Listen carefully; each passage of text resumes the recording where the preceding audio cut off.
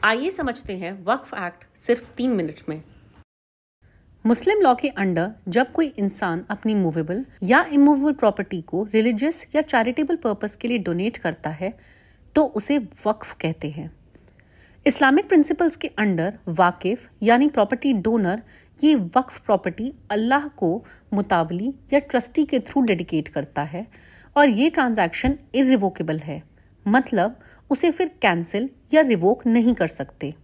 Government data के हिसाब से वक्फ बोर्ड इंडियन रेलवेज और इंडियन आर्म्ड फोर्सेस के बाद देश का तीसरा सबसे बड़ा लैंड ओनर है।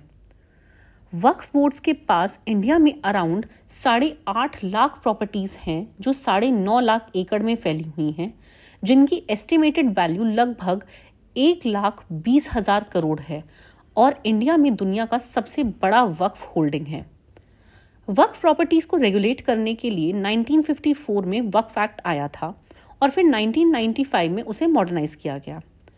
वक्फ अमेंडमेंट बिल 2025 ने डिबेट जनरेट की और नए एक्ट का नाम उम्मीद यानी कि यूनिफाइड वक्फ management empowerment efficiency and development act रखा गया। Let's understand how this new act is different from the old one.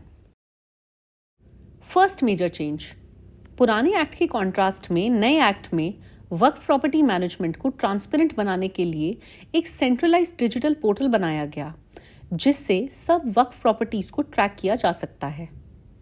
Second major change, property वक्फ है या नहीं ये 2 तरीके से पता चलता था।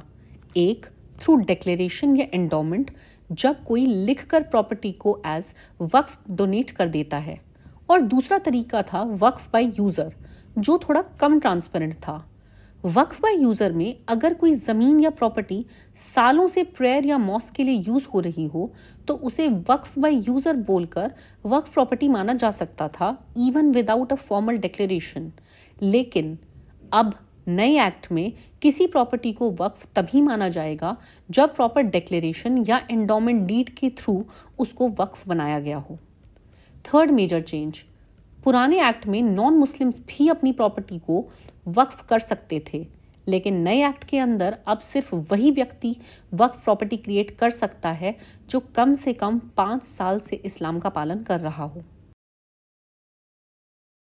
फोर्थ मेजर चेंज, नए एक्ट में विमेन मेंबर्स को बोर्ड और काउंसिल में जगह देने का प्रोविजन है। साथ ही नॉन मुस्लिम मेंबर्स और अलग अलग मुस्लिम कम्युनिटीज जैसे बोहरा, आगा खानी, शिया और सुन्नी को भी रिप्रेजेंटेशन देने की बात कही गई है।